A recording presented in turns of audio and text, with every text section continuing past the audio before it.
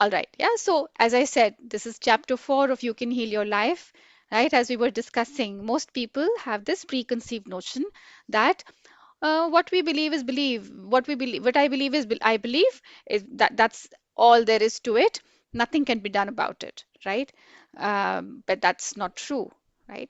The fact that you're thinking you cannot change your belief system, you are kind of writing it in ink, and that's going to happen or manifest for you, right? You would stay rigid, you would stay sort of closed in, right? But the moment you think that I can change, I used to think in an XYZ manner, but I can change that. I just need to be very systematic about it. I need to create systems around me, right, to change that. So, for instance, somebody has been waking up at, late in the mornings.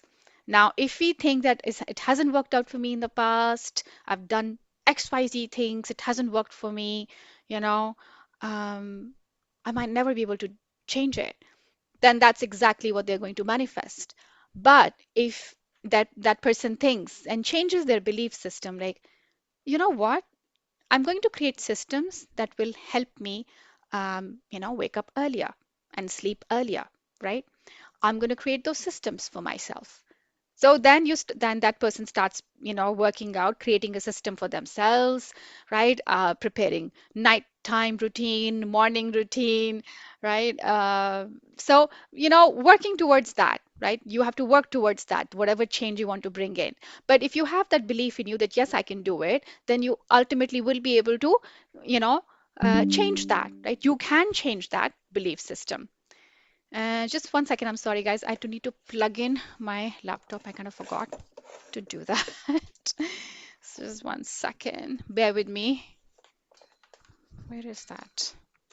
All right. I just realized. Why is my laptop showing it needs to be plugged in? All right, it's good. Okay. So that is exactly what this chapter is all about. It's all about how you're going to change your belief system, right? So, from that neuroscientific perspective I was talking about, this is basically an investigation into the software of your reality, right? Most of us are living in, as we discussed in previous sessions, past future loop, right? What is the past future loop? You are either stuck in the worries of the past or disappointments of the past, sorry, and the worries of the future, right? What is going to happen tomorrow? And what you do in the process is that you lose track of what you should be doing in the present moment, right? How you need to be preparing yourself in the present moment.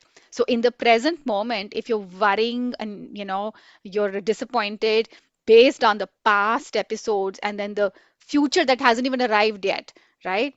But you're still in the process of making that future with the thought itself in the present. So just always remember that your present moment, the thoughts you have in the present moment, shape your next moment, shape your future, right? That's what the future is. It's just the next moment. So if it's 8:48 right now, 8:49 is the future moment. All right. Okay. So, so let's talk about that, right? So we're here to basically talk about uh, and to see how those records, whether the things that we have been carrying in, with us, the past narratives, the previous narratives that we have been repeating, are those records accurate? Are they actually even true? Right? We're here to sort of investigate and talk about that. Uh, and we're here to basically understand that what our beliefs are basically the signals, right? We have to be looking at the signals, the beliefs that we have been carrying since such a long time, and those beliefs have actually they send signals to our 50 trillion cells in our body, right? So our biology is not being controlled by our genes, right? It is being controlled, it is being um, incepted by our perception of the world, right? Our perception of the environment in this present moment. Okay, so let's move forward and talk more about this. So, having now let's understand what do we mean by the weight of the inherited truth. Now, what is she really trying to talk about? And you'll see that in her, she begins the chapter by saying that the question is it true or not? Is it true or real? Right? It has two answers, yes and no. It is true if you believe it to be true. It's not true if you believe it isn't true, right? Now she wants to talk about the fact that most of the times we choose to think a certain way because we are carrying the thoughts of what our parents or our ancestors used to think, right? So we don't have to continue to believe in the things we have heard from our families or whatever, whether it's our childhood time, whether it's the time we spent during our academic years, right? We don't have to continue thinking or believing in what somebody else told us, right? Whether it's from our family or anybody for that matter, right? She specifically talks about, the fact that most of our beliefs come from what we have taken are inherited from our parents, right? So there is no law, she says, there is no law written that says that we can only think in a certain way. Whatever I choose to believe becomes true for me. Whatever you choose to believe becomes true for you, right? Our thoughts can be totally different. What they used to think, how they perceive the world can be very different from how you choose to perceive the world, right? You absolutely can change your thinking. Basically, that's what she's talking about. And so she talks about examining our thoughts, right? So she says that the question is it true? It has two answers, yes or no, right? It means that if you believe it to be true, it's true. And if you don't believe it to be true, it isn't true, right? Now, the point is that there are so many thoughts, right, that we come across. And again, from a neuroscientific perspective, if we think about it from a biological perspective, from how do we understand, how do we create our physical health, right? When we talk about our environment, what you believe basically becomes the environment of your cells, right? So if I'm believing in something positive, if I'm taking care of myself, if I'm saying that yes, I truly and completely believe that I am healing, right? That's exactly how your cells are going to start working. That's what they're going to start working towards, right? So if so it's just like saying that if you believe the glass is half empty and your brain releases chemicals that put your cells into protection mode, right? So if you think that, oh, things are not working out, you're worried, you're anxious, right? And you're letting the circumstance or the situation get the better of you, that's exactly when you move towards protection mode. Your cells move towards protection mode, right? What does that mean? It means, as I said, they start conserving energy and they don't, instead of working in harmony, right? It's almost like when you spot a lion and the lion, and now you've seen that the lion has spotted you as well. What's going to be your next move? It's going to be fight or flight, right? You know, you're either very strong, you can fight. If you're not going to fight, then you're so scared, you're going to, run for your life, right? So there is nothing else that you're going to do. And that's exactly what your cells do. So the moment you have a belief that nothing's working out, your cells go in protection mode. And you'll see the impact of that would be uh, disturbed or decreased rest time, right? Your sleep would get disturbed, or you'll find yourself more anxious, or you'll find yourself to be, you're not able to think coherently, or make proper decisions. Because to think coherently and make the right decisions, you need to be in a relaxed mode. Ever wondered why at times, if you're angry or if you're worried, your decision making kind of goes down? It kind of gets impacted, right? On the contrary, if you are in a relaxed mode, if you're calm and if you're centered, you have solutions that come up to you. Randomly, you have solutions that come up to you, and you're like, oh, you know what? I can think calmly, and I know that we can find a solution to this problem, right? So, this is exactly what happens. You can either be in growth mode, in parasympathetic, relaxed mode, or you can be in protection mode, which is the sympathetic or the fight or flight mode.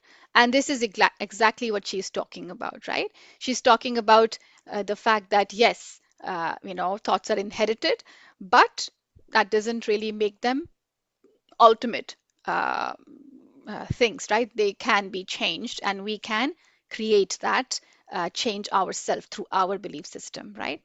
All right. So moving forward, yeah. So this is again, this is very important. So now examining your thoughts, right? Examining that connection. Now she says that if you look at some of the problems that people go through, whether it's financial issues um, or if somebody is going through a health challenge, right?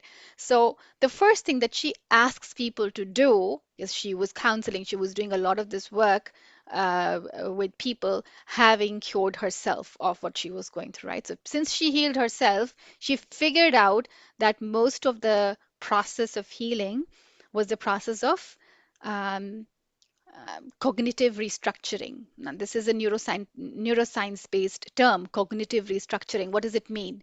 It's like you're purposefully changing your thoughts, right? So it's a lot to do with being very aware of what kind of language we're using, right? So this is what she's coming to. She says that whenever I hear people talk about their problems, whenever people are talking about whatever kind of problems they have, I ask them, what kind of thoughts have you been having?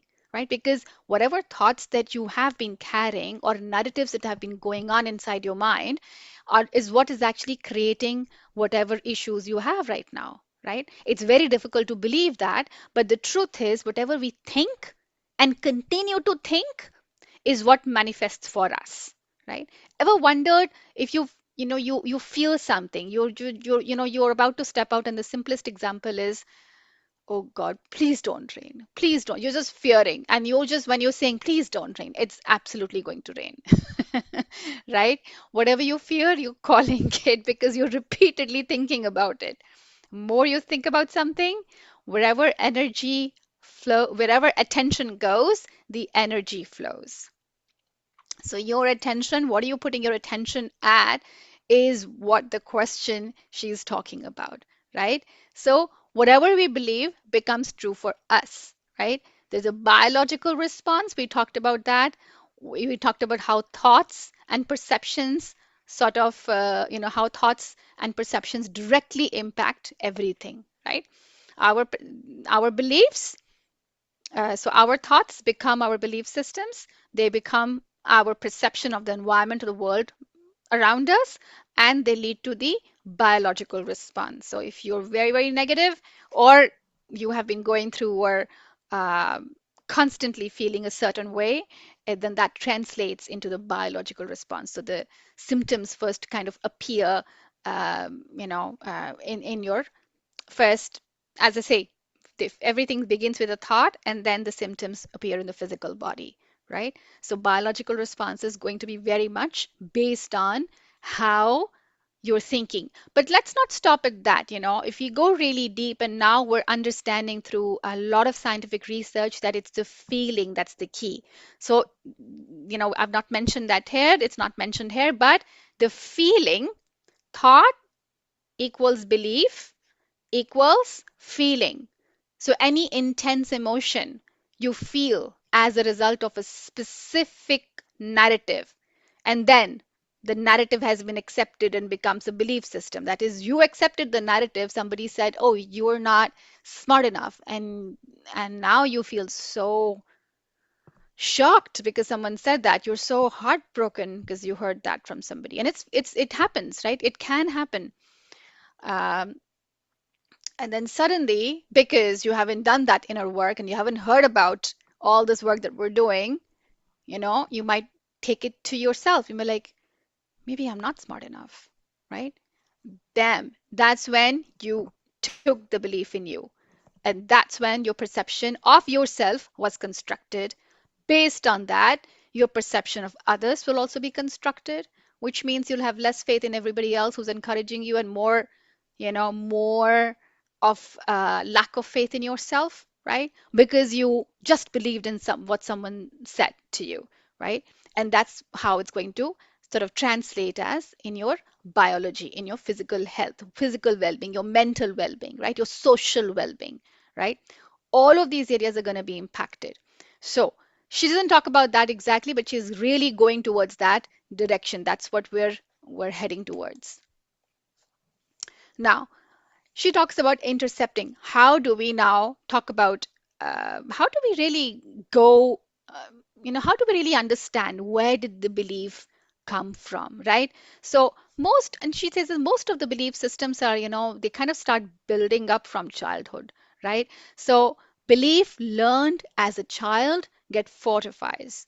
Many of our beliefs, she says, are useful when we were very, very small, right? So for instance, um, if children are vulnerable, right? So we want to protect them. So we use expressions like, don't talk to strangers, don't trust every strangers. Now, this is a belief system for children, for a small kid who cannot defend themselves, cannot explain, cannot protect themselves all by themselves. They need that kind of instruction, right? But those are temporary instructions. They're only useful in that age, right? They're not useful when they grow up. They need to start, when you grow up as an adult, you need to start learning to trust yourself and walk in the world with a certain level of trust, even if a certain level of caution is necessary, right? But you can't always be distrustful. Otherwise, you're never going to be able to build good relationships with people around you, right? So everything begins with trust, right? So that kind of expression was useful for children. But now, as adults, if you're holding on to a belief system where, you know, 30, 40 years somebody said to you, 30, 40 years back, someone said to you, don't trust strangers, right? This can lead to that kind of belief in adulthood can lead to isolation, right? So she, goes on to, and you can imagine when this book was written. So she's talking about a certain time, but a lot of those things that she talks about are still relevant in today's time in different contexts, right? So that could be relevant in context in India, even in Canada, right? If we still hold that belief like boys don't cry, right? Girls don't climb trees. Now, those are stereotypes, right? Or, using expressions like it's all your fault, it's all my fault, right? We very obediently, as children, accepted those truths, right? And then when we grow up as adult, we find ourselves to be really, either isolated, not being able to express our emotions, right? So if somebody told you, you know, um, and I'm going to give you my example. Like as a child growing up, I had heard this from so many people. My dad used to say that, but I have a lot of compassion for my family because I know that they heard it when they were young as well, right? So parents only share what they have learned themselves. They cannot share anything beyond that, right? So if anybody is going to be a parent, think about that. Think about what beliefs you're carrying and what you need to just let go of, right? Or what kind of beliefs you want to expose your children to, right? So most of the times, for instance, I remember hearing, you shouldn't express yourself too much, you shouldn't talk too much. So if you see, so for instance, I remember I used to debate a lot at home. I would look at advertisements and I would find it very, very awkward, especially the advertisements that consisted of women washing dishes and always appearing in those um, I don't know, washing powder advertisements, if anybody remembers. Crazy advertisements. And I was like, why do I never see a guy? Why are they all women? Why are they all girls? Right? And men can't wash dishes, men can't wash clothes, right? Why do I see only women doing all these chores, and why are they always advertised? And at a very early age, I used to question this, and we used to have long debates, and my dad used to be like, and at the time he was not doing any of those things either. So you can imagine, he was like, and my mom used to be like, we want to talk about all this, like don't create all these conflicting conversations. So then my question always remained, there, but it was never really properly answered, right? Or my dad used to be like, don't talk too much because you'll create more controversies if you start talking about these things, right? So, and this really, I mean, to some extent, this would impact me. But then I was also very lucky to be pursuing my studies, and I would have all those questions nevertheless got them answered during my academic years, right? So I had mentors, I had people in my life who encouraged me a lot in not keeping everything to you. But yeah, did impact me to some extent, and I know it impacts so many people when they're told not to express themselves and that it's not good to express, not it's not good to talk too much. Whoever's heard that, I need you to take that narrative and put it in the dustbin because that's absolutely wrong, right? It's good to be, there's one thing, about being a good listener and speaking less or speaking at the end. And it's a totally different thing when someone tells you don't talk too much or don't express too much. You should absolutely, by all means, express yourself. When you don't do that, it leads to further issues, and the issues kind of multiply uh, uh, the problem of self-expression, keeping things, hoarding thoughts, it leads to further problems, right? So impacting your mental health, impacting your social health. You can never bring your true authentic self. And you'll come across people who can never bring their true authentic selves in front of people. Why? Because they were taught not to express themselves right from the childhood, right? So this is what she really also talks about, is that what kind of thoughts you have been thinking, what was, transferred to you from your families or your parents or your neighbors or your teachers, etc., your relatives, etc., and what all things did you just accept, like obedient children. Some of those things helped you at the time, but not everything has helped you.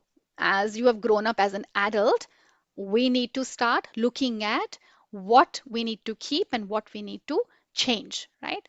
So, moving forward, now we have to start challenging the truth, right? So, I want you to think about this.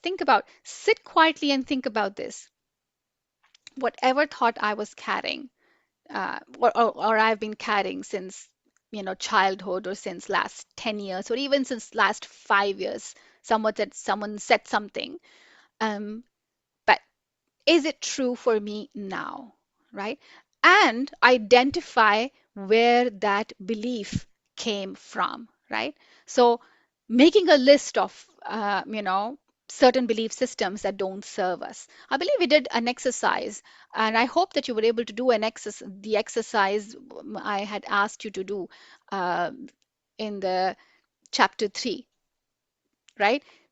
Choosing what kind of narratives have served you and then changing those narratives completely, right? Using a different structure, not using any negation, right? And then letting go of narratives that don't serve you anymore, right?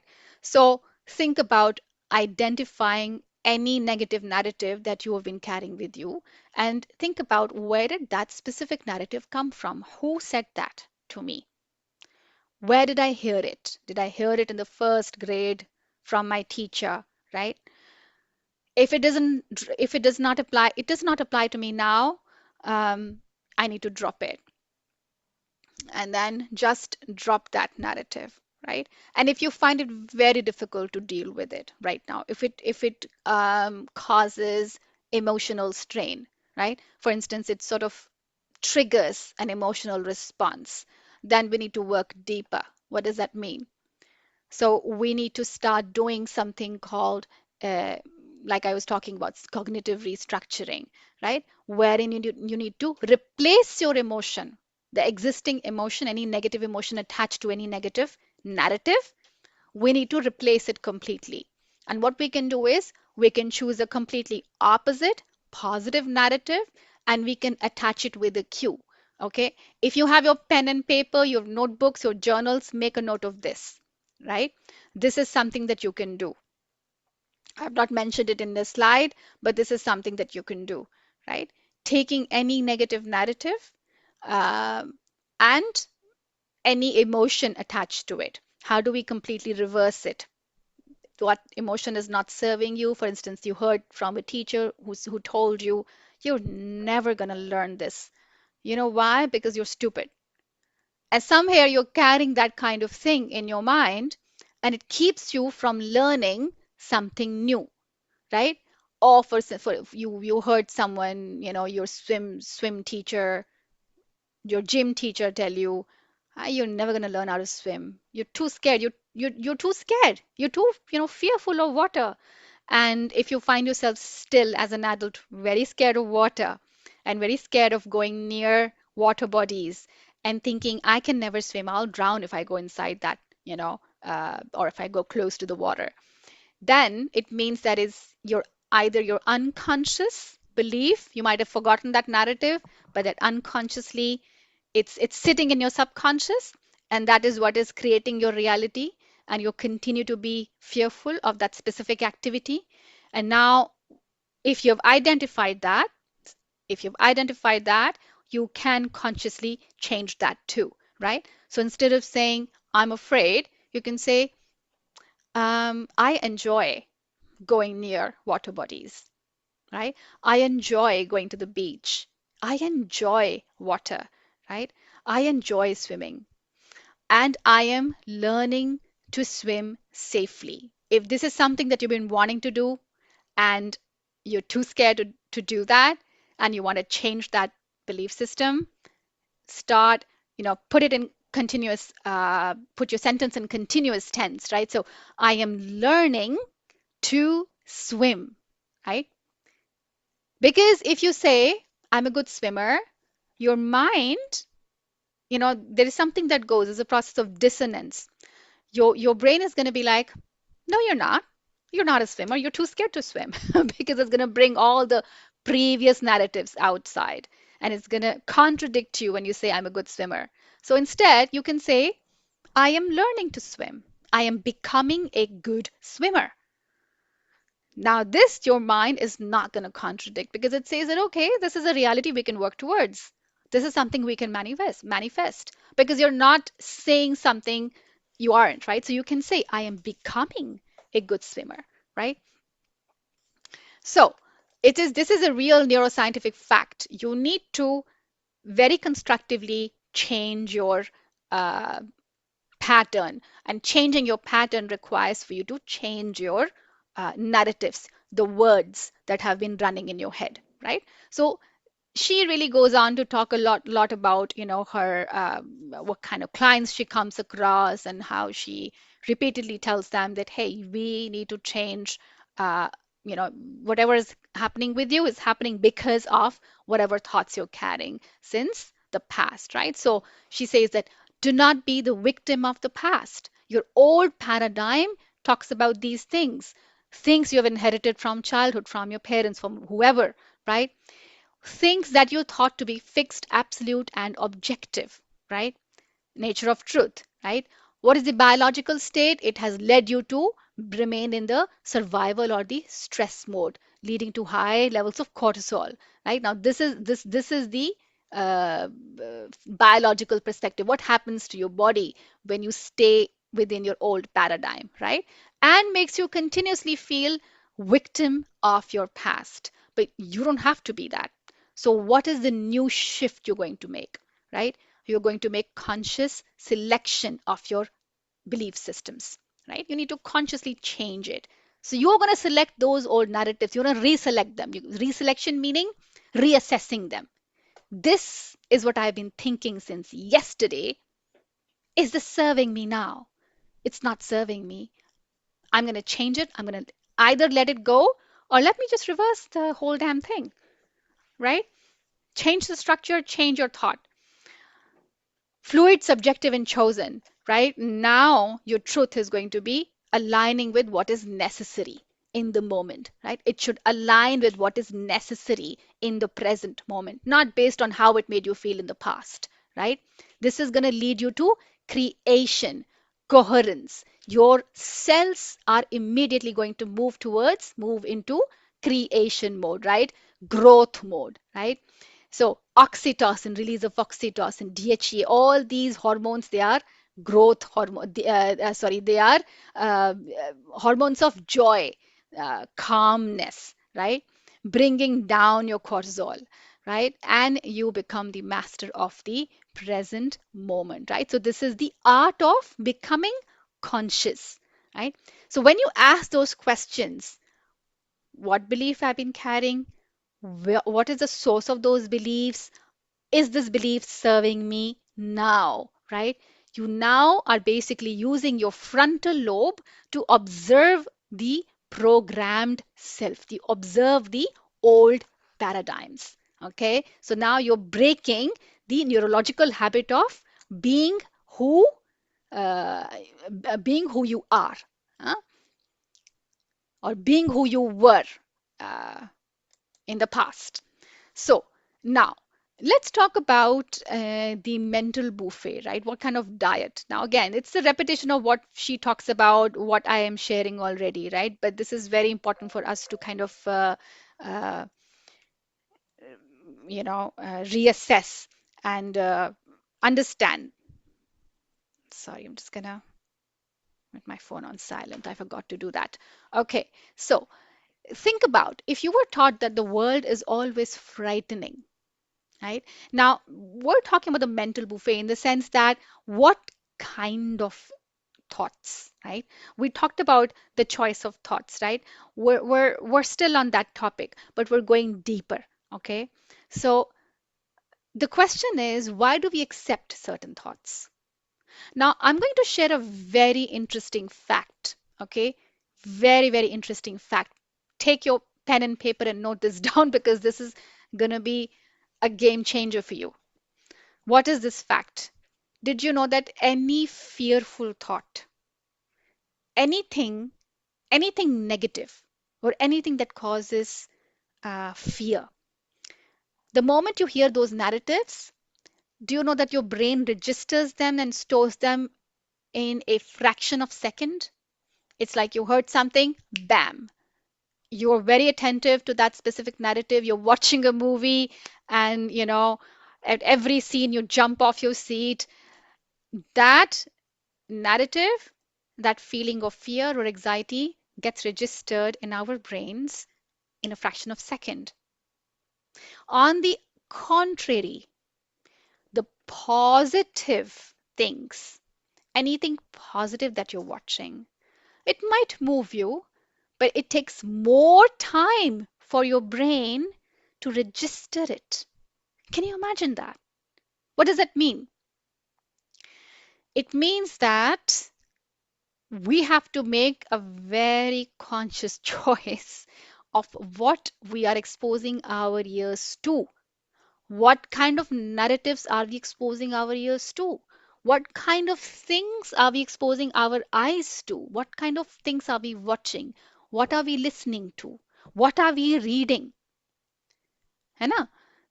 Though you all must have heard this very, common statement.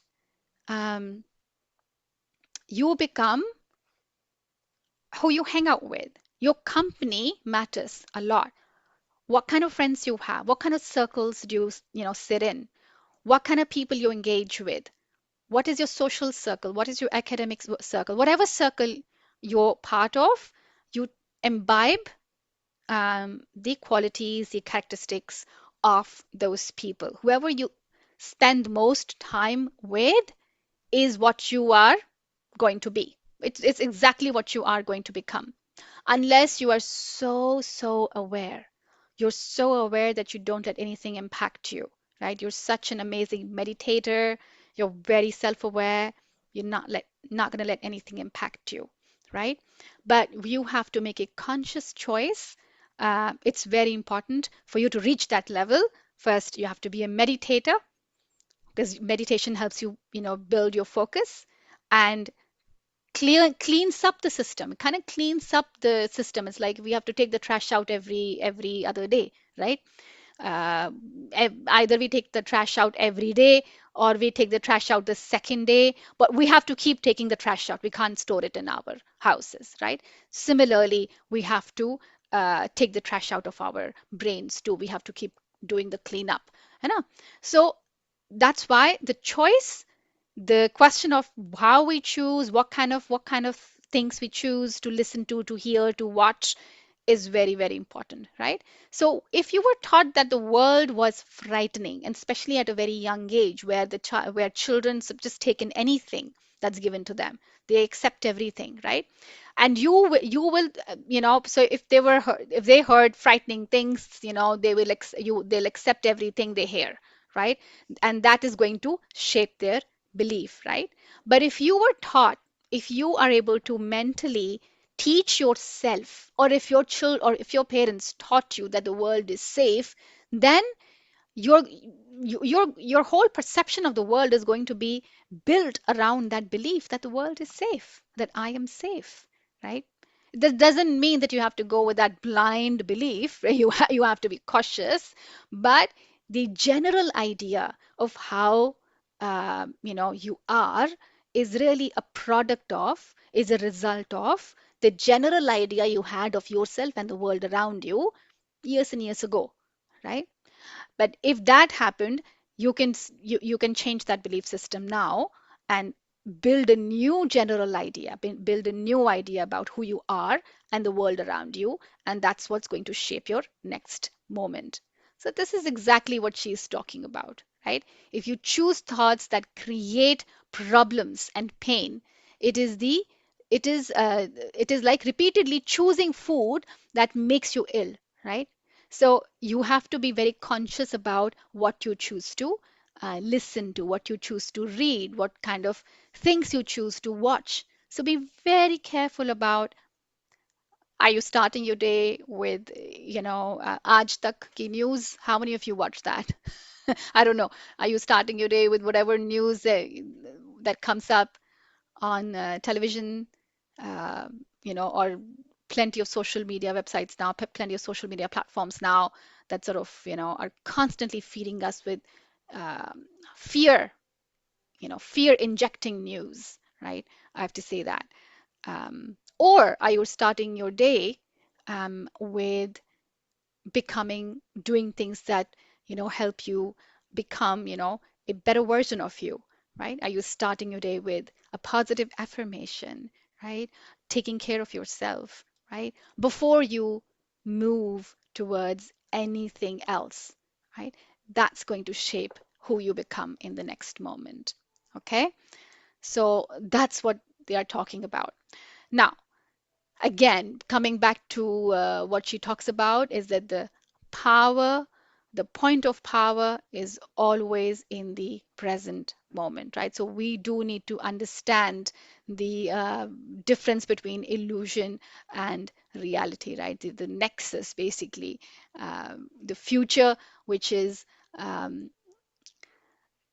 uninformed, basically the future that is yet to be, right? And the past is done and dusted. But your point of power is always in the present moment, right? What is that present moment? That present moment is now. Whatever you choose to believe is now, because the past thoughts created this moment.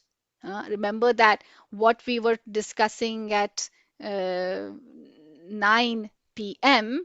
is how we are actually, taking the next step forward at 9:21 p.m., right? So we are really creating our own reality. We are co-creators of our realities, right? So you're never stuck. Anytime you think that, hey, I cannot change the way I have been thinking, um, and especially in challenging situations, we feel like we're stuck. But the truth is that in the quantum reality, we are actually never stuck, right?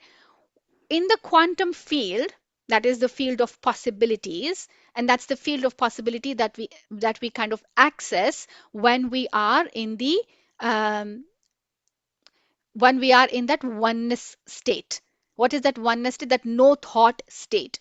So in the no thought state, it's the field, we are in the quantum field, right? Where all possibilities exist. That's the now.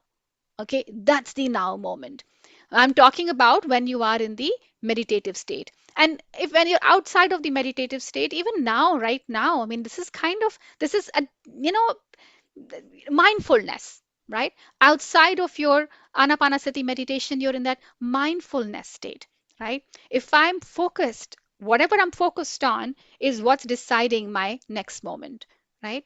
So, uh, that becomes that field of absolute possibility, right? So that you're constantly in that field of possibility, but you're not realizing it. So what she's trying to assert is that you're never stuck. You're constantly flowing. And the secret behind that is what you're thinking. It is just as simple as that. The same thing has been talked about in the book, The Secret. And the same thing has been talked about by so many authors, right? The power of now. Has anyone read the book, The Power of Now by Eckhart Tolle? Uh, right? He talked about the exact thing. We uses a lot of philosophical concepts to help us understand that our present moment makes our next, right? So we have to understand that the moment you change your emotional state in the present moment, you start a new beginning. That's where a new possibility arises, right? So as I said, this isn't just about, this begins with thought restructuring. Then the moment you restructure your thought, it it leads to emotion restructuring, right? Because a negative thought equals a negative emotion that brings us down, right? Sadness, anger, whatever, right? Changing that thought into something positive, or abandoning that thought altogether, right? Somebody said you're not smart, and say, I am goddamn, I'm so smart. I'm so smart, I can figure out anything. I can outsmart anybody. See how that thought also brought in a different emotion. What is that emotion? Emotion of confidence, emotion of self belief. That doubt was the old paradigm with that old narrative, right? That you're not smart, right? And the new narrative, whereas I am so smart, I can outsmart anybody at any given time, right? Even if you've had failures, this is so important. Even if you went through 20 different failures, who cares? What happens? The secret, if you ask me, and you might be thinking, practically, how is it how do we apply this practically? Because the point is, we're not just reading this book because we want to read this book. We want to read this book because we want to see how we can apply these concepts practically, right? So if somebody has went through a certain failure, right? And those old narratives are running in your head that, I couldn't do it 20 times. I don't know if I can do it 21st time. The truth is that you can. Every single time you brush yourself off and you get back up and you start again, bam, that's where you challenge your old belief system. And you've challenged any old belief system of anybody else. Other people might be like, oh, you failed 20 times, you're never going to be able to make it. You're going to you're going to try again, you're going to have to start from zero again. You tell them, and you first tell yourself before you tell them, I can do this. I'm going to start again. I'm going to do this. If it aligns with you in that present moment, that specific decision, yes, you start again. You prepare, you start again. What does it mean 20 times you failed? It means the 21st time you'd really know the in and out of how the process is supposed to be. So this time there is more possibility that you're going to actually pass. Huh? You're going to make it, right? Most people who have succeeded in life are the people who have failed multiple times in their lives. And every single time they've had a blow, their businesses didn't work, etc., etc. They had to sell their business. It was actually the beginning of their success. because every single time they've learned something new, they've learned from their mistakes, and they chose to get back up. Now, this is the power of the present moment. They did not let the past failures impact them. They chose the present moment. They chose lessons from whatever, they've learned, and they chose to keep in the present moment a firm belief in themselves, right? So that's where the secret lies. Okay? So the moment you change your thought, you change your emotional state. Whatever your emotional state is in the present moment is what's going to create your future moment. Yeah, that's very, very important to understand, right? So it's not just you speaking, but not really feeling it. So this is why for some people affirmations don't work. People say that I've been doing affirmations for years and years and years. Nothing has worked out. Why? Because maybe you're not feeling what you're saying. Maybe you're not saying it from your heart. Maybe you're not even believing what you're saying, right? You have to have that self belief. If you believe, one of the most beautiful miracles in the world, have you seen how plants grow? Have you seen, think about how, how babies are formed? It's a miracle, right? These are miracles. If you believe in those miracles, you have to believe in the power of your thought, right? It is a miracle, right? Your thought completely impacts your emotional state. If you change your thought, immediately your emotional state changes as well. But it has to accompany from that absolute belief in the fact that it's a miracle. Everything is a miracle, right? So this is something that you need to understand, that the point of power is in the present moment. Okay, now choosing your thoughts, right? Imagine now, this is the question of um, how conscious you are, right? Well, conscious selection. So again, it's the repetition of what we are talking about, but choosing thoughts that create pain, like is as I said, is always is like choosing food that, that's not healthy for us, right? So what do we need to do? Now we need to understand that how our thoughts actually work, right? This is the first subject that should be taught in every single school, right? So imagine a generation that is being taught how our mind works, right? How do we handle finances? So she talks about that, how important this is. How do we maintain self-worth, right? So for us to become conscious creators, we need to understand, how to really care for ourselves, what kind of thinking we need to do, how do we need to think, right? If we teach our children, and even before we teach our children, we have to teach ourselves how to become creators instead of victims, we were really basically going to be teaching ourselves neuroplasticity, right? Neuroplasticity is a life skill. It is not just a random skill, right? It's about becoming very conscious and very intentional about your life. Most times things happen when we're not intentional. And we say that, oh, this, I wasn't expecting this to happen, right? It's because we're not carrying intention. You're walking, if you go for a walk, think about this. Let's take this example. You've decided to go for a walk in the evening, okay? There can be two possibilities. One, you're just randomly walking. You're not intentional. You have a million thoughts going on in your mind. On top of that, you have your phone in your hand. You're scrolling, scrolling, scrolling. There is no concept of any focus, because your focus is not in one place, it's everywhere, right? You're missing out on the present moment because you're out for a walk. Shouldn't you be, soaking in the space you're walking in, right? Whether it's a park or it's a whatever place you're chosen to take your evening walk or morning walk, right? So you're not intentional. Similarly, what she's talking about is that being intentional is a conscious choice. Often we're doing things when our mind is not at the same place. If we're having a meal, we're not having a meal with full intention that this meal is going to heal me, this food is going to nourish me. We have a million different thoughts running in our mind.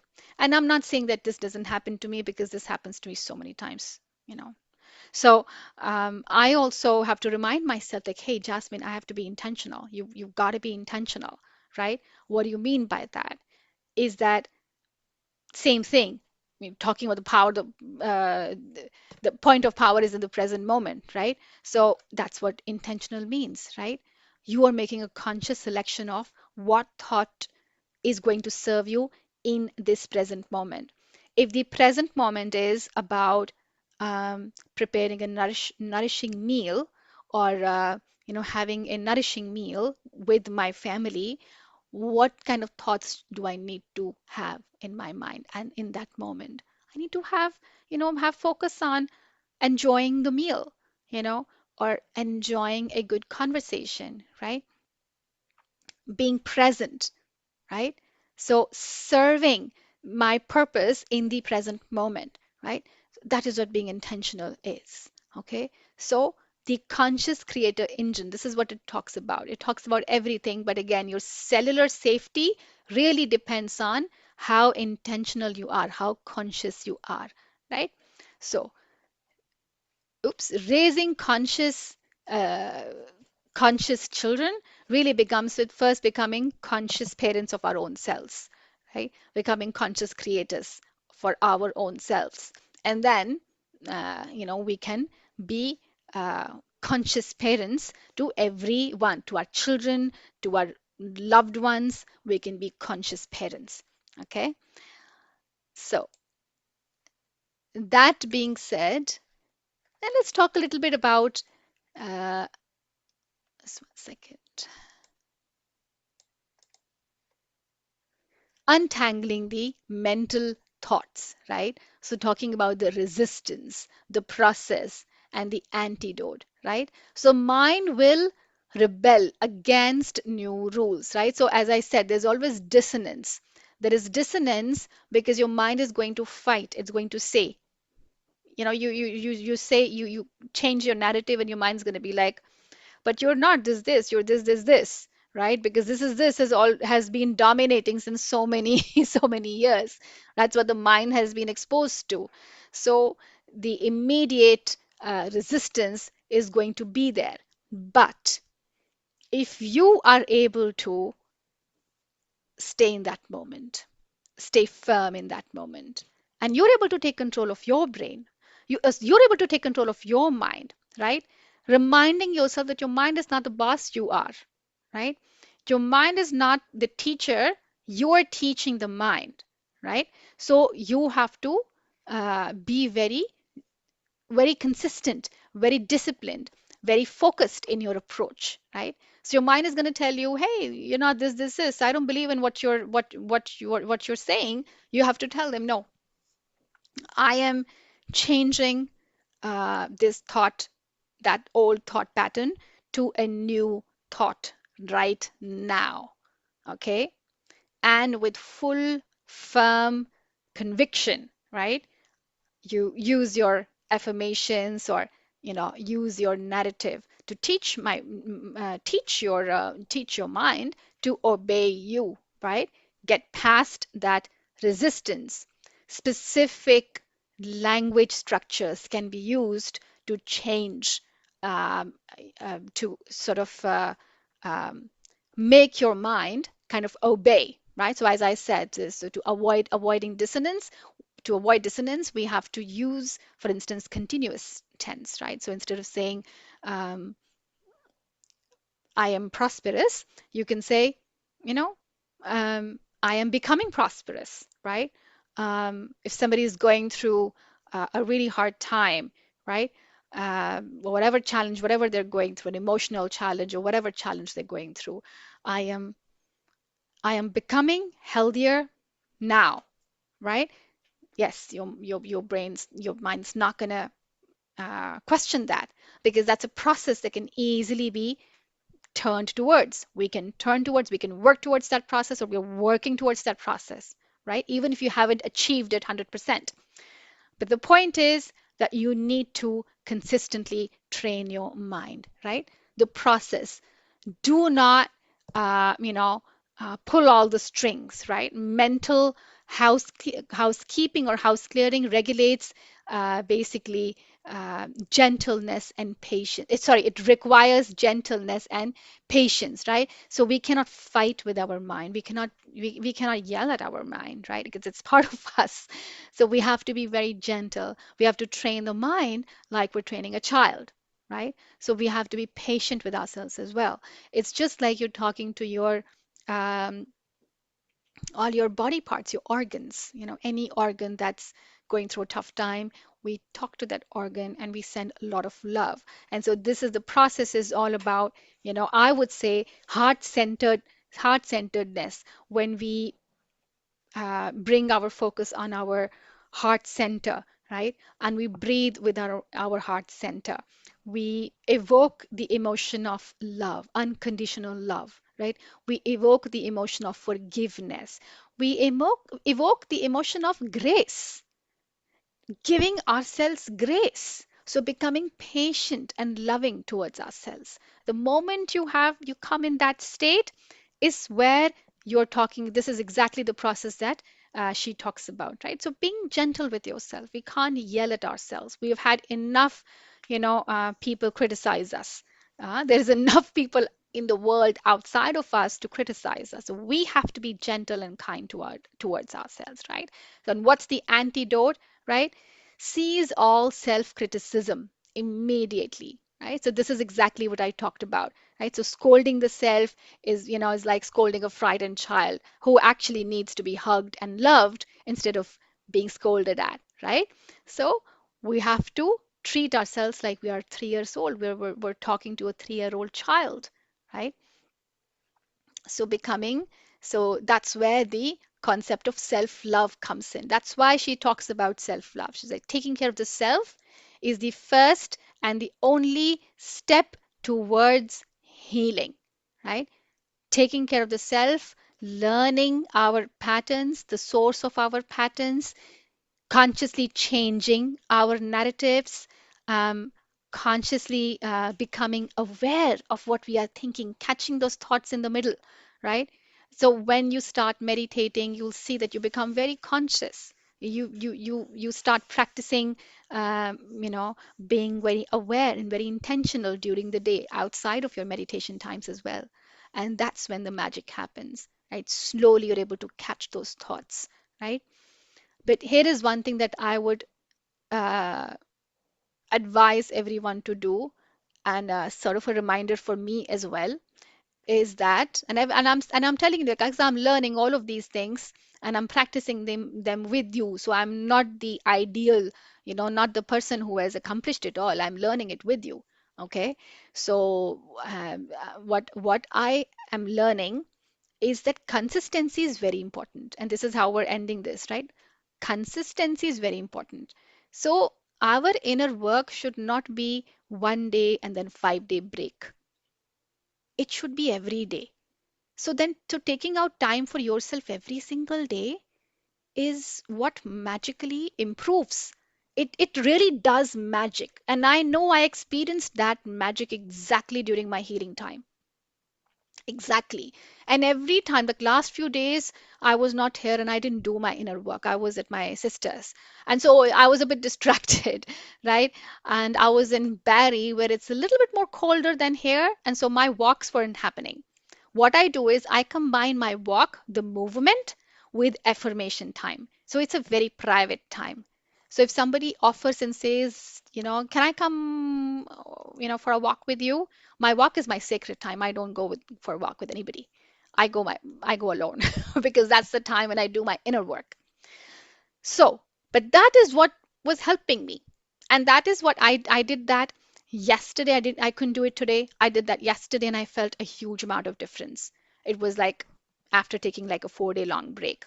But what I realized is the moment you take a break and fifth day you go back, it's like you're able to go back, but it takes more effort, right? It's like you've given yourself a break and now you have to make more effort. Versus if you are so consistent, uh, you know, um, it kind of helps a lot. That doesn't mean that you have to be tough at yourself. You don't have to be you don't have to beat yourself up, right? Like if you gave yourself a break, if you had to take a break because life happens, you're distracted by other things, it's okay. Don't beat yourself up. But I feel like it helps to create a structure around your, schedule, so you're able to start your day with some of your inner work, you know. Now that the summer is coming, and for those of you who are in Canada or in any colder spaces, uh, I think it'll be interesting to, go for morning walks, right? Days are opening up, and for those who cannot do that, I say bring a structure, think about a time during the day or in the evening or before going to bed where it's just you and uh, it's just you and you know, your heart, your inner work. That's it. You spending time with yourself, um, right? You're rewiring your old narratives and you're feeding your brain with all the positivity. uh, so that's how we're going to uh, close this, right? So important for us to understand that the past is done and dusted, and that our thoughts have no power. Our older thoughts that don't have any power over us, and uh, that we have the power.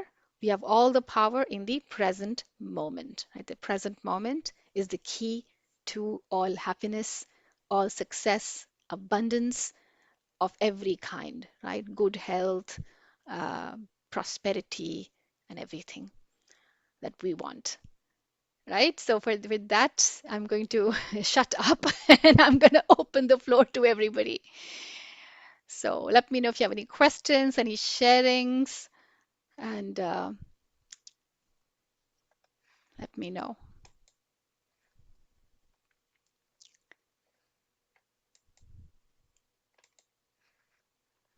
Don't be shy.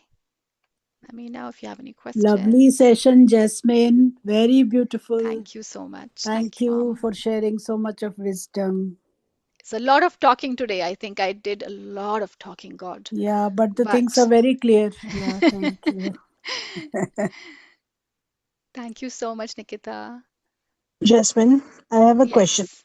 Yes. Like, you know, how you just mentioned about Hanji. consistency and routine, and at the Yes. same time, you mentioned that how you are at your sister's place, so your routine is little interrupted or different, right? Yes. So, in that situation, what do you do differently, or what do you tell yourself to get back on track? So that's a Because very good as question. Yeah, thank you, Meeta ji. That's a very good question, right? So I'll tell you, sometimes it works, sometimes I'm distracted, and what I did this time, what I did is I just gave myself the grace. Like, it's okay. I was spending, because my sister also, I needed to spend time with my sister. I need to spend time. She has a pet. And what I kind of did was, it was like it's like when you're around people, it's an energy exchange. So what I even if I couldn't go for the walks because it was colder in Innisfil, the winds, oh my God, it's so windy, you know. But I was like, it's okay. You know what? I still was meditating. So I was still taking out time to meditate before bedtime. Sometimes I meditated before bedtime. Sometimes I meditated in the morning. I was there for like roughly 4 days. And that's what I did. I even went for a walk. Actually, I even went for a walk once. It was so cold that I had to come back. It wasn't a full-fledged walk, but I gave myself the grace. I was like, okay, you know, whatever is possible in that moment. Because yeah, we're social beings, right? Sometimes we have to kind of adjust to our environment. But believe me, if and I'm not used to living in a very cold place, right? But if I was living in a place like that, I wouldn't let winter come in the way, right? I wouldn't let the weather come in my way. I honestly believe that um, when we are very, very disciplined, like I'm telling you, like I wasn't as disciplined. So that's something that I am also learning, and I'm telling myself that, hey, I could have done this. I could have done more. I didn't do more, but I'm not going to beat myself up for that because that moment is gone. I realize that past is gone. अब तो कुछ नहीं कर सकते. तो अब क्या कर सकते हैं? अब we have learned that lesson कि यार those days I didn't go for that walk, I didn't do my inner work, I was so overwhelmed, you know. I mean, I should have done that. But so it's a learning. I'm going to be more intentional the next time, right? You grab the learning from whatever happened without beating yourself up and without going in self criticism, because that is the worst, right? That's a We don't key want to thing, I do that. think. Yeah, that Yes. without like criticizing yourself, because as you were saying that, and I was also mentally absorbing that and making a note for myself too, because I've been off the track with my walk due to my knee pain. And Mm. as much as like you need it, and the Yeah. doctor tells you that, yeah, doesn't matter if you have the pain, still walk. And Yeah. it's very contradictory. But as you were mentioning that, and also one of the things I think what you said that helps is, um, like, you make a list of things, right? Like, okay, if I Yeah. can't do this, let me do this, or get it done in the early part of the day, so Yes. I'm not putting it off for later. So just like, I like the part when you said that walking is your sacred time with yourself and you don't usually let somebody come. Yeah. That was like an aha moment for me, that we all should have some moment like that in our day, where we Yes. are selfish for ourselves to make it exclusive for ourselves. So thank you for sharing that. That was very touching for me. Thank you so much, Meeta ji, and so wonderfully shared. Thank you for the lovely Yeah. sharing because I am, I'm so glad this is helpful. And I'll tell you, I learned it the hard way. It is no, this is all about healthy boundaries, right? What Yes. is healthy boundaries, right? Boundaries. Your Correct. children might be like, no, no, no, no, mom, I'm gonna have to go with you. I don't want to. I want to accompany you. I want to come along. But you have to create those healthy boundaries and like, I would love to go with you. That's going to be another time. That will be a separate, Yes. portion of time. But this Yes. time is for me, right? My So time. Correct. and how does this happen? This is when you create systems. Life is all about, and I am learning this myself. It is a very tough learning. I tell you that you make Can you mistakes speak and you more on learn. systems sometime? Like, Yes, how we'll to talk. build We will systems? talk about that. In fact, Yeah. I have a surprise. I have something I'm planning to offer. It's going to be, but I'm working on that. I'm working on that, and Yeah. I'm gonna share that. I Especially just like need for our some health time. boundaries and stuff relating to Yes, that. absolutely, Um, yeah. absolutely. The And we, power of no. The power of no, yes, like the boundaries, I think that's a big yes, thing I want to learn. absolutely. How to it's just about being respectful to yourself and to the environment around us, right? So what happens is that you know any kind of extreme is not good. So if we are constantly told that, oh, we have to just our responsibility begins and ends with the needs of everybody around us, this is an extreme mode, right? And if we say my responsibility begins and ends with me, that is also another extreme. We have to create a balance. Time and again I have been reminded. I think I get to see a lot of synchronicities, especially after meditation, like numbers and all. And most of those, we call them angel numbers. Most of the times that the numbers what they mean, like I see 222 often, etc. And it's a reminder of learning the art of balance. What is the art of balance? Don't do too much of anything. Not Don't do anything too much. Like, I'll give you one example. I was sitting in front of the screen last night until 1 a.m. I was so passionate about, a specific subject that I was reading. I just went on. I forgot, I just lost track of time. Track And of then I time. Yeah. couldn't fall asleep for a few hours. Like when I tried falling asleep, I couldn't fall asleep. This is a really terrible example.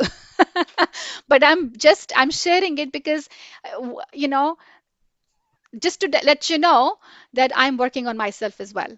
And that I know at the times I kind of make those mistakes and fall. And then at times, and then I realize that, hey, this was this was not a good thing. I didn't do justice to myself in that time. As passionately reading about something and then I kind of lost track of time. That's not good. I kind of lost that me time. This was post dinner, so I kind of lost that me time, which I could have spent off screen, right? Mm. So it's like, it's like, that's what I'm saying. Nothing of extreme is good. So that's why you taking out time for yourself is very, very sacred, because everything else outside of you is going to pull you. Mm. Every other thing is going to pull you. That documentary you wanted to watch is going to pull you. 2 hours gone there, right? Those people who wanted to meet you, hour gone there, right? The people who need you in the kitchen, you need to make this, 3 hours gone there, 4 hours gone there. You will always have needs of the world, will always be there, but you spending time with yourself is the most sacred time. If we are not able to spend even half an hour with ourselves, what is the point? What is the Mm. point? How can we keep our cups full? Even if I was, sitting in front of the screen, actually it was an information that was grabbing my attention. So my time was being taken by that specific set of information. But in Whereas that my moment, time with as you're saying myself. that, if sorry, I'm interrupting you Yeah, here. yeah. As you're saying that, like intuitively, I'm feeling to just share with you Sure, that it yeah. was like your inner child's need for curiosity is what you met. So I don't Yes. think that was even wrong. That was kind of a me time. Yes, it That was was not. kind of a me time. Yeah, it Yeah, was no, not by clock, right? But still, you met a yes. need of yours, right? Yes, that's true. Of learning or of curiosity, and I think that's what we need to reflect back on. Start looking at ourselves with little different perspective, and Yes. not so much with a critical eye, I guess. Yes, you got me there. Yeah. I was being Yeah. self-critical. No, you're very Yeah. right. You're very Mm. right. And that is actually true. Like we kind of fall in that space, right? And then we have to be reminded. Yes. We have to Yes. come out of that. And just give ourselves that grace that yes, it's okay. It Yeah. happened, you know. So yeah, I believe, you know, and that's when we come back to making systems.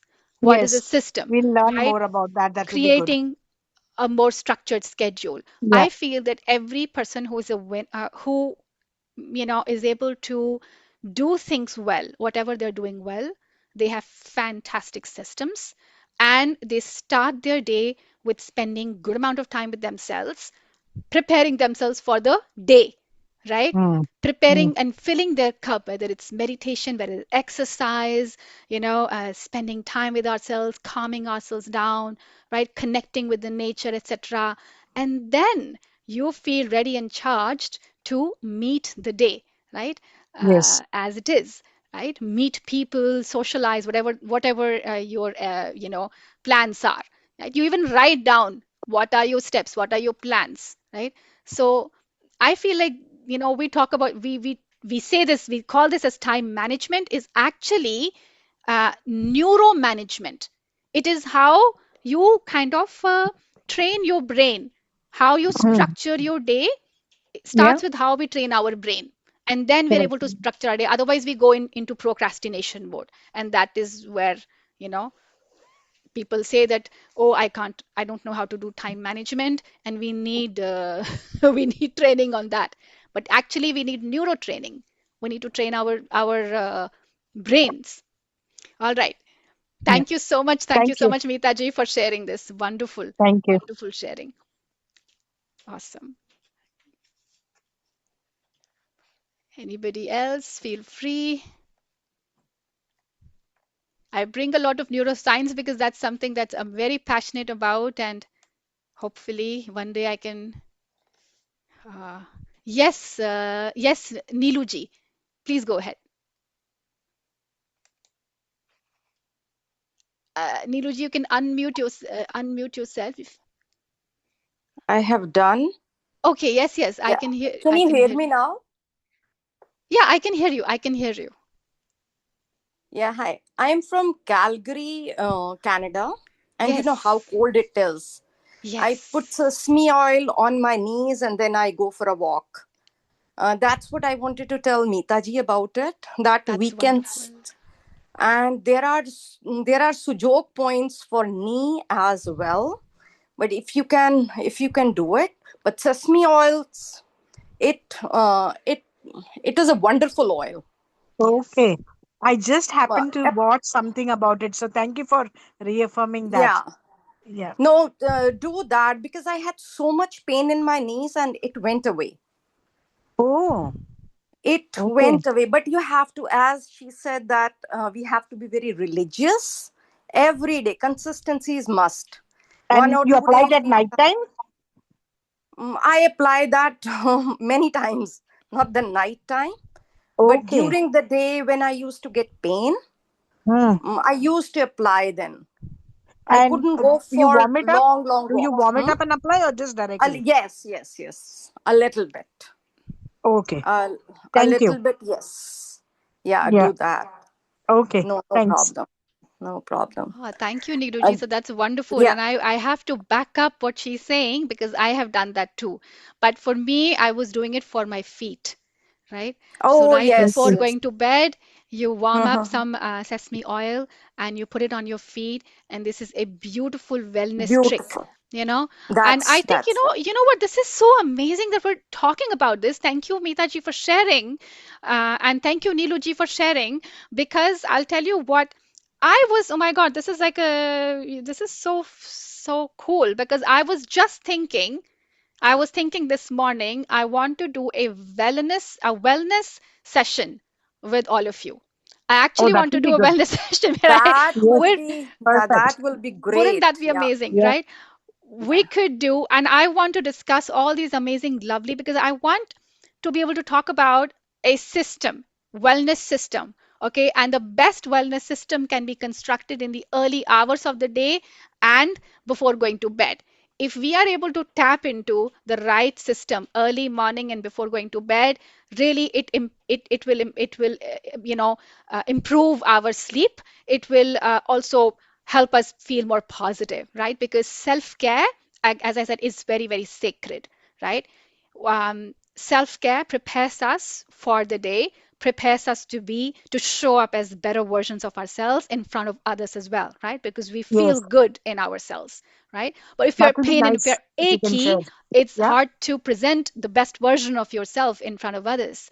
So that's why each and every person should spend time with themselves. And wellness is a very important part. It's not just, we know we're talking about mental housekeeping. We're also talking about social, we're also, sorry, talking about physical wellness as well, right? So everything is interconnected. So I'm going to plan it. I'm going to plan it, and we'll do a wellness session where we talk about some of these things, on how to create morning and evening wellness rituals. Okay, so we'll bring some of those things, and I'll tell you in advance to have some of those things with you so we're able to actually experience that. Okay, That would be talk great. about that and Yes. experience it. Jasmine ji, I have one more question. Yes, I have been always wanted to wake up at 6 o'clock so that I can start my day with. I do yes. positive affirmations in the morning, Mm, but that starts at 7:30. mm. But I want to start at 6 o'clock.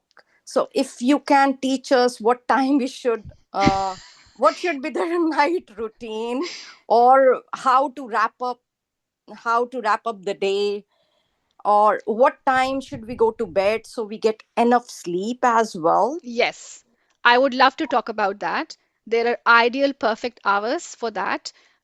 Mhm. But like, as I said, you don't have to beat yourself up. If you're able to still get up at 7:30, if you're starting your day at 7:30, you're doing so much better than a lot of people in the world out there. And it really all depends on what your night hygiene routine is, right? What is your sleep hygiene, right? So right now Yeah. we've gone past 10 p.m. here in EDT, and Yes. so I'm gonna wrap up this Yes. session. Yes. But think about this. Uh, your morning depends on how your nighttime, your bedtime routine is. What time do you wrap up your food? And because the food takes certain amount of time to digest, right? So the later your meals are, during the day, the more challenging it is for us to wrap up and then wake up in the morning, right? So I would love to, I think we can do this in the wellness session. We can talk about this because this is a Okay. Sure. topic of immense importance, right? So yeah, I'll be very happy to bring this and talk about this. So thank Okay. you so Thank you much, so much. Niruji, Thank you Thank for so you. much. sharing. Thank you. Thank you. Thank you, everyone. Thank Wonderful. you. So I'll see you all next week. And until then, take care of yourselves and yeah, keep doing your affirmations and read the next chapter. We'll talk about that. And I'm going to plan the wellness session too. I'm going to start conceiving, start working on it. And then once it's all ready and good, I'll tell you which day we will have. And we'll have probably a little bit earlier or later. We'll figure out the perfect time so that everyone can join in and benefit from That it. will be good. Thank Thank you you. so much, Thank everyone. you, Okay. Jess. Thank you Good Thank so night, you. much. everybody. Thank you, everyone. Good night. Bye. Good And night. have a great day, evening, everyone. You too. Bye-bye. Bye. Bye.